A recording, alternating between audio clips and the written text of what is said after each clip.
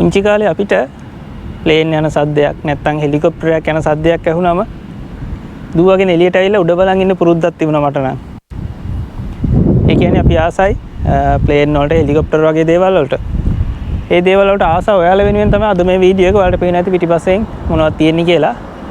මම ඇවිල්ලා ඉන්නේ මේ ජපානයේ තියෙන ප්ලේන් මියුසියම් එකකට. මොකක්ද නැත්තම් කියන්නේ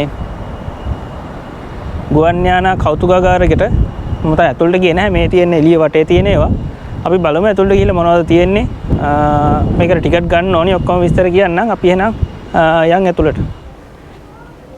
මේ වගේ යනකොට තියෙනවා මේ දවස්වල තියෙන කොරෝනා වෛරස් තත්ත්වය පාලනය කරගන්න මෙයාගේ තියෙනවා.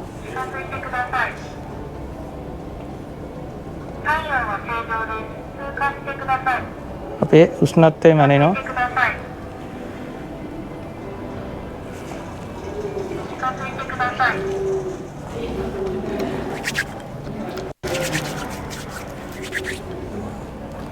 ඒ වගේ අපිට ඇල්කොහොල් වලින් අත හොදාගෙන මේ වගේ එකක් තියෙනවා ලියන්න.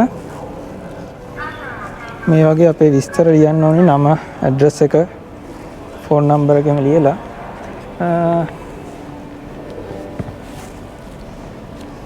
අපි යමු ටිකට් ගන්න බලන්න. එක්කෙනෙක්ට වැඩිහිටිය කෙනෙක්ට 700යි, පොඩි කෙනෙක්ට 200යි, ඉස්කෝල ළමයට 300යි වෙනවා.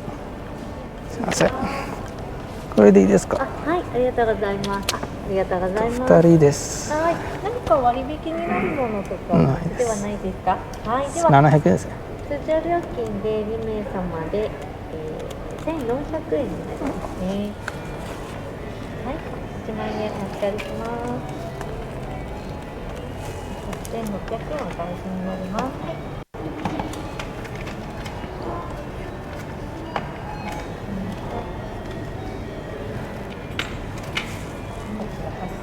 8,600円のお返しです。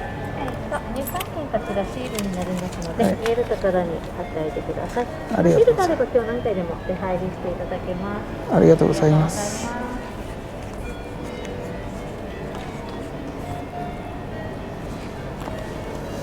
මේ විදිහට අපි ටිකට් එක ගත්තා. Museum of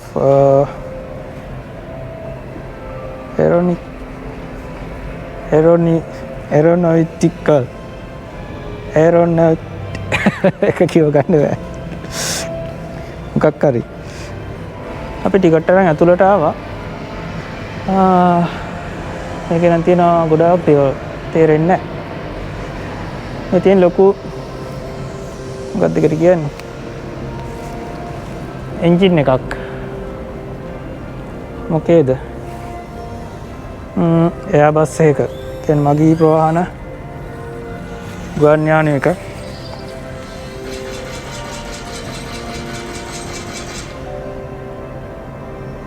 ඔගේ පේන ඇති මේ වගේ වැඩ කරන විදිය මේ ලයිට් සිස්ටම් එකකින් පෙන්නනවා.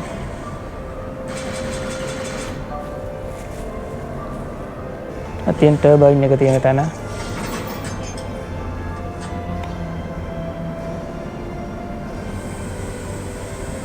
ඒ විදිහට තමයි පිටිපස්සට හුළඟ ඇවිල්ලා ඒකින් බලය එන්නේ ඔකට. මේ තියෙන සාමාන්‍ය ට්‍රේන් එක හරස් කඩක්. ඒ කියන්නේ කොහොමද මගිය ඉන්න කොහෙද, බඩු පටවන්නේ කොහෙද, ඒ වගේම උඩ තියෙන බිස්නස් ක්ලාස් එක, දෙවෙනියට මැදින් තියෙන්නේ සාමාන්‍ය මගින් ඉන්න එක, ඊට පස්සේ යටින්ම තියෙන්නේ මේ කාගෝ දාන එක, කියන්නේ බඩු පටවන එක. මේ තියෙන සාමාන්‍යයෙන් කොහොමද බඩු පටවන්නේ කියලා.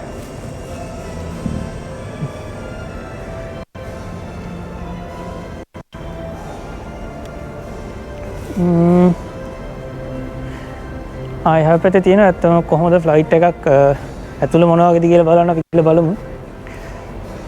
මේ තියෙන්නේ සාමාන්‍ය ගුවන් යානයක ඇතුළේ මොනවා වගේද කියලා.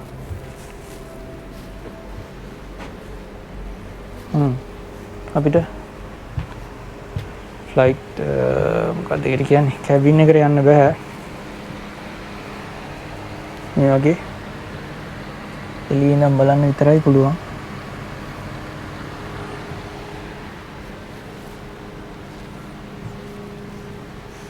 අපි බලමු වින්ඩෝ සීට් එකක් අල්ලගෙන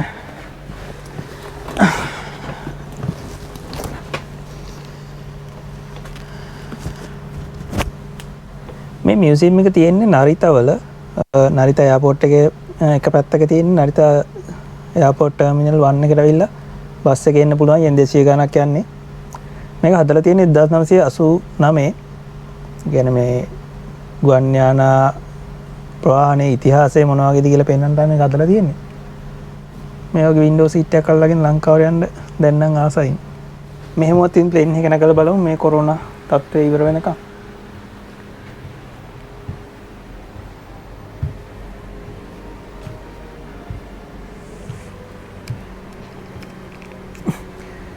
මේ තියෙන්නේ ක්‍රූ එකේ අයගේ වලට පේනවා විතර මේ පැත්තේ තියෙන කාට් වගේ ඔයයි තමයි කෑම එහෙම දාලා තියෙන්නේ ඔය වගේ තමයි ප්ලේන් එකේ ඇතුළේ තියෙන්නේ අපි බලමු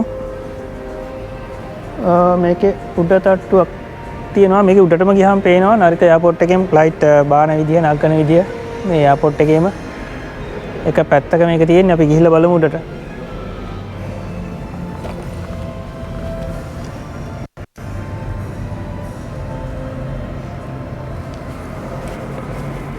මේ තියෙන ඉස්සරම වර්ගයේ ගුවන් යානා මේ ප්‍රාථමික මට්ටමේ ඒවා තියෙන සාමාන්‍ය ගුවන් නියමයේ කුටිය මොන වගේද කියලා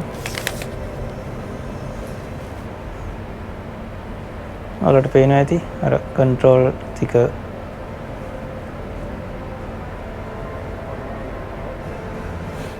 මේම ඉන්න දැන් දෙවෙනි තට්ටුවේ මේකේ තියෙනවා සම්පූර්ණ ගුවන් යානා ඉතිහාසය මොන වගේද මොන වගේද මුලින්ම පටන් ගත්තේ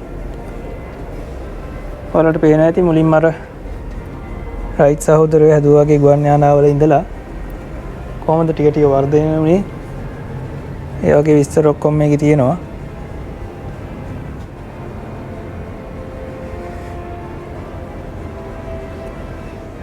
ප්ලේන් වලට ආස කෙනෙක්ට නම් ඇත්තටම නිතරම ඉගෙන ගන්න ගොඩාක් දේවල් තියෙනවා බලන්න දේවල්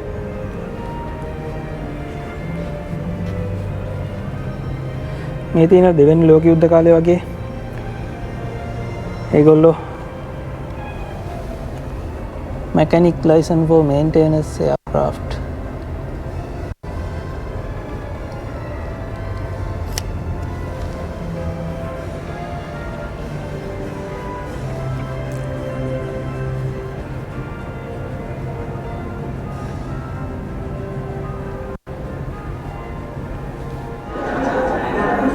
මෙතන තියෙනවා සම්පූර්ණ කොහොමද එයාපෝට් එකක වැඩ වෙන්නේ කියලා ඩිජිටල් ස්ක්‍රීන් එකක මෙයා බලන්න පුළුවන් මේ ටික නම් ගොඩක් දුරට තියෙන මේ පොඩි ළමයින්ට ඉගෙන ගන්න වගේ මොකද ස්කෝල් වලින් එහෙම ඒවා එක්කන් එන හින්දා මේ තියෙන මෙතන හදලා සම්පූර්ණ මුළු එයාපෝට් එකම මෙතන තියෙනවා ඔයාලට පේනවා ඇති මොන වගේද එයාපෝට් එක වැඩ වෙන්නේ රන්වේ එක කොහොමද තියෙන්නේ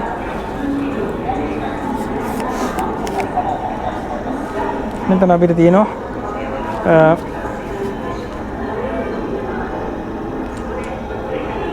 අපිට ලයිට් දාන්න මෙතනින් ලයිට් දැම්මම ඒක අතන වලට පේනවා ඇති පප් වෙලා පෙන්නවා හයිලයිට් වෙලා මොකක්ද ඒ කියලා මේකට බලමු JR ලයින් එක කොහෙද තියෙන කියලා අන්න පේනවා කොළ පාරට ඊළඟට අපි බලමු රන්වේ B එක කොහෙද තියෙන්නේ කියලා අන්න වලට පේන විදිහට එහා පැත්තෙන් පත් වෙනවා මේ විදිහට පොඩි ළමයින්ට වගේ නම් ඉගෙන ගන්න ගොඩාක් දේවල් තියෙනවා මේකේ මම දැන් ඇවිල්ලා ඉන්නේ මේ උඩම තියෙන ඔබ්සර්වේෂන් ඩෙස්ක් එකට මේක ඇවිල්ලා තියෙන්නේ අර මේ එයාපෝට් එකේ තියෙන කන්ට්‍රෝල් ටවර් එක වගේ ඒ මොනවද වෙන්නේ කොහොමද එයාපෝට් එක කන්ට්‍රෝල් කරන්නේ ඒ වගේ දේවල් තමයි මේක උඩ තියෙන්නේ බලමු පොඩ්ඩක් වටේ ඇවිදලා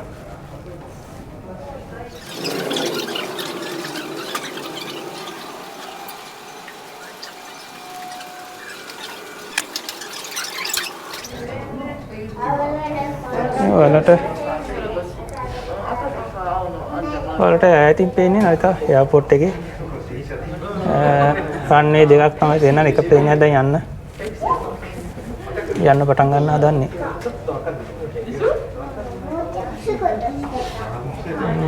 මේ දවස්වල ගොඩාක් ගුවන් වාර වෙනවා අඩුයි මේ කොරෝනා තත්ත්වයත් එක්ක ජපානට ඇතුල් වෙන එකත් ගොඩක් රටවල් වලට තහනම් කරලා තියෙන නිසා අඩුවෙන් තමයි මේ දවස්වල වැඩ කරන්නේ.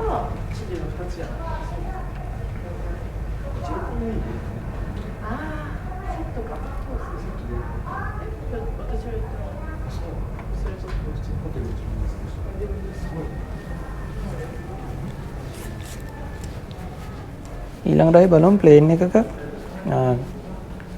ගඩුගුවන් නියමව ඉන්න තැන මොනවා වගේද කියලා බලන්න පුළුවන් අපිට. එයා බස් එකක ඉස්සරහා තියෙනවා නැගලා බලන්න පුළුවන්. පිටින්ට ගිහලා බලමු. මේ පිටිපස්සෙන් තියෙන වලට පේනවා ඇති ප්ලේන් එකක රෝද. මේක Boeing 787 එකේ රෝදයක්. මට වඩා පොඩ්ඩයි මිටි. මේකත් එයාබස් 380 කියන එකේ ටයර් එක සයිස් එක.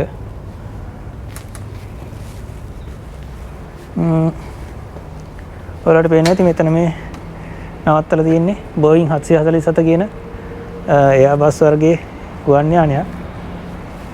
මේකේ ඇතුළට අපි බලමු ඇතුළට යන්න පුළුවන්ද කියලා. ඇතුළට යන්න බෑ වහලා තියෙන්නේ. මේ ඉස්සරහින් තියෙන එක ඇදගෙන යන එක. ඇතුළට යන්න බෑ ළඟට ගිහලා බලන්න විතරයි පුළුවන්.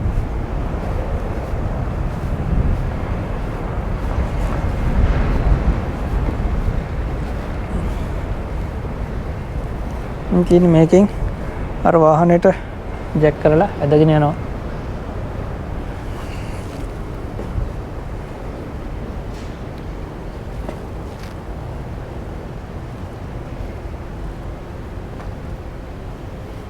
මෙතන තියෙනවා මේ සිලින්ඩර් දෙකේ සහ සිලින්ඩර් හතරේ එන්ජින් එකක් කොහොමද වැඩ කරන්නේ කියලා ආකෘතියක් හදලා අපිට පුළුවන් මේ විදිහට මේ කරකවල කොහොමද මේ සිලින්ඩර් හතරේ එන්ජින් එකේ පිස්ටන් එකේ බලය මාරු වෙන්නේ කියලා අපිට බලා ගන්න පුළුවන් මේ වගේ ඩයග්‍රෑම් එකකින් පත් වෙනවා කොහෙද කොයි පිස්ටන් එකද ස්පාර්ක් වෙන්නේ කියලා එහෙම. ඒ වගේම පිස්ටන් දෙකේ එකකුත් තියෙනවා මේ වගේ.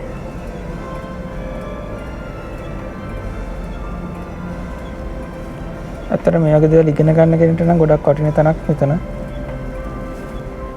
දැන් ඇතුලේ බැලුවා ඇති වගේ අපි බලමු එළියට ගිහිල්ලා ඇත්තටම ප්ලේන් එකක් මොනවා වගේද ඇත්තට නැගලා බලන්න පුළුවන්ද?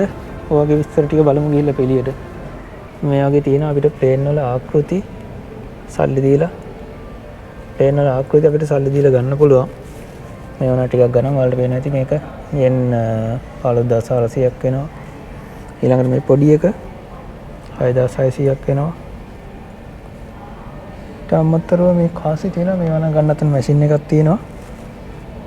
අර සමරු සටහන් වගේ අපිට අරන් යන්න පුළුවන්. ඊළඟට අපි බලමු මොනවද මේකේ ඇත්තරම අපිට ළඟට ගිහිල්ලා බලන්න පුළුවන් ප්ලේන් කියලා. මේ වගේ උඩට නගින්න පුළුවන්ද මන්දා?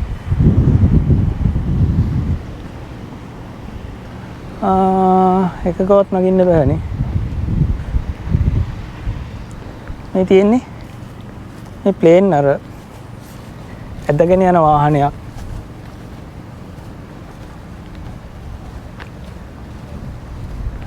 මේකත් බස්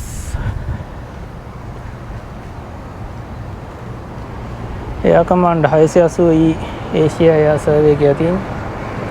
ඔයාලට පේනවා ඇති. එන්ජින් දෙකක් තියෙන තටුවේ ওই ප්ලේන් එකක්. මෙතන තියෙනවා හෙලිකොප්ටර් එකක්.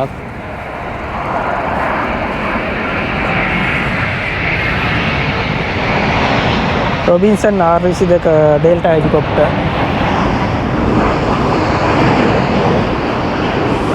ප්ලේන් එකක් බානවා ඒකයි සද්ද ඇහෙන්නේ නැතුව ඇත්තේ වලට. මේක නයි පොඩි එකක් එක්කෙනෙක්ට යන්න පුළුවන් හෙලිකොප්ටර් එකක්.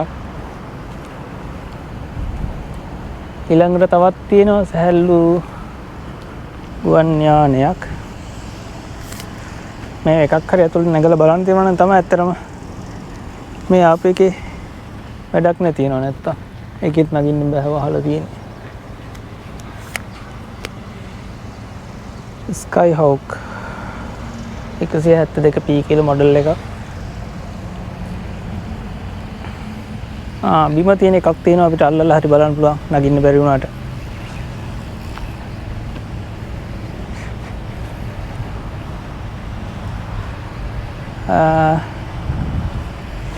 බීච් පැරොන් 1967 මේක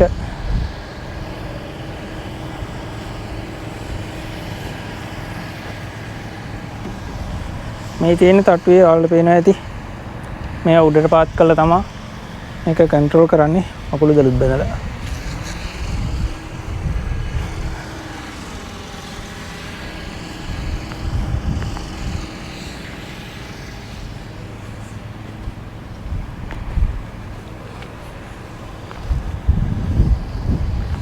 මේක නගින්නේ කොහෙන්ද?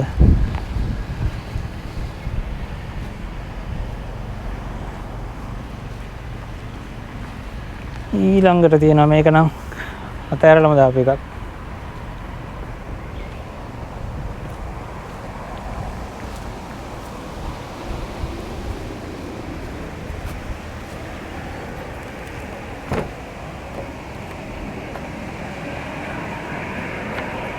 ඒකත් ලොක් කරලා තියෙන නගින්න බෑ.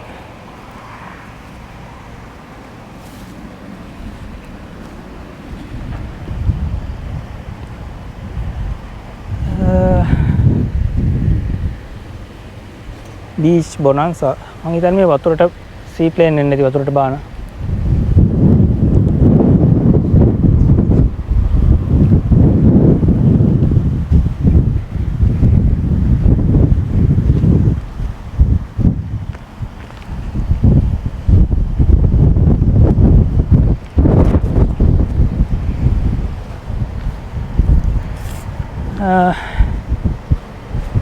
ටිකක් ලොකු ප්‍රමාණයේ හෙලිකොප්ටර් එකක් මෙතන තියෙනවා.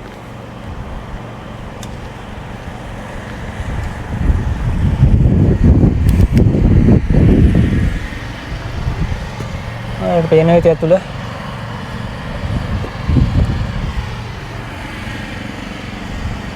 ඒකෙත් නගින්න බෑනේ.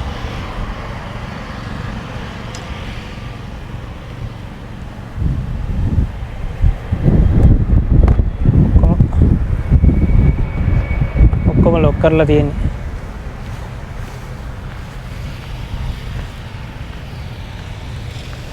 මේක මොකද්ද?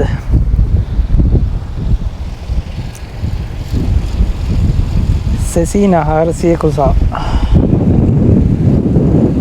මේ ඔක්කොම මේ ඇත්තට පාවිච්චි කරපු ඊට පස්සේ පාවිච්චියෙන් අයින් කරපු ගුවන් යාන තමයි මේ කෞතුකාගාරයට ගෙනත් දාලා තියෙන්නේ. අසාහි සිම්බුන් කියලා කියන්නේ මේ තියෙන ප්‍රධාන පත්තර ආයතනයක්.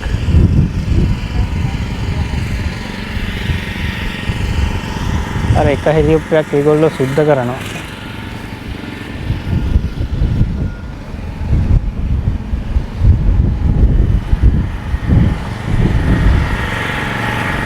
අර පේනදී ඒගොල්ලෝ ඔක්කොම සම්පූර්ණ ක්ලීන් කරනවා. මේක ඇවිල්ලා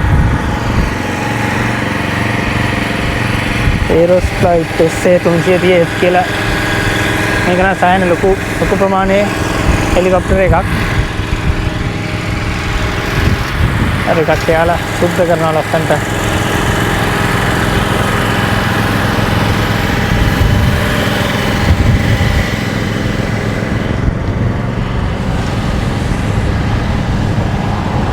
එකම ප්ලේන් එකකටවත් නගින්න බෑනේ. ඒක තමයි තියෙන ප්‍රශ්නේ.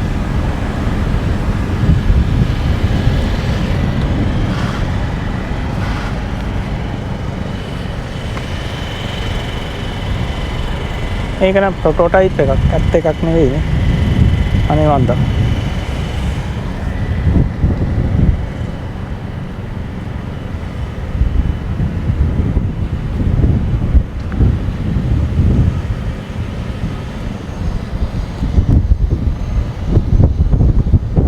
තියෙන්නේ ප්ලේන් ඇදගෙන යන එකක්.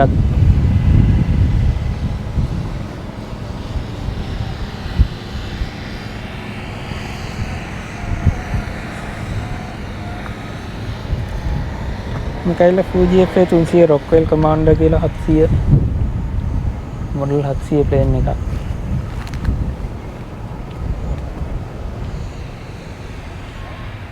ඔක්කොම ලොක් කරලා තියෙන අඩුතරමේ කටුවක්වත් කරකවන්න බෑ.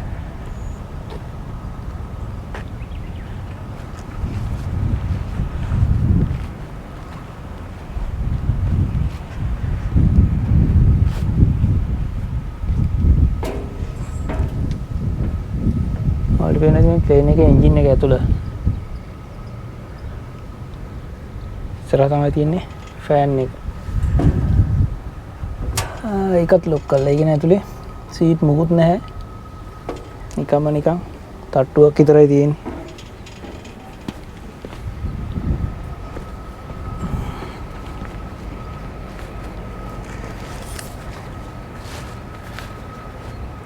ඔන්න වගේ තමයි ඉතින් ප්ලේන් වල විස්තර තියෙන්නේ.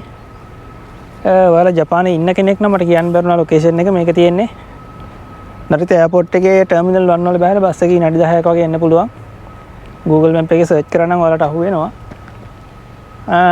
එක්කෙනාට ඇතුල් වෙන්න yen 700ක මුදලක් ගෙවන්න ඕනි. ඉතින් හොඳයි කියලා හිතනවා නම් මගේ channel එක subscribe කරන්න. තව මේ වගේ ගොඩක් වීඩියෝ මම ඉස්සරහට දාන්න බලාපොරොත්තු වෙනවා. එහෙනම් අපි අදට ගිහින් එන්න.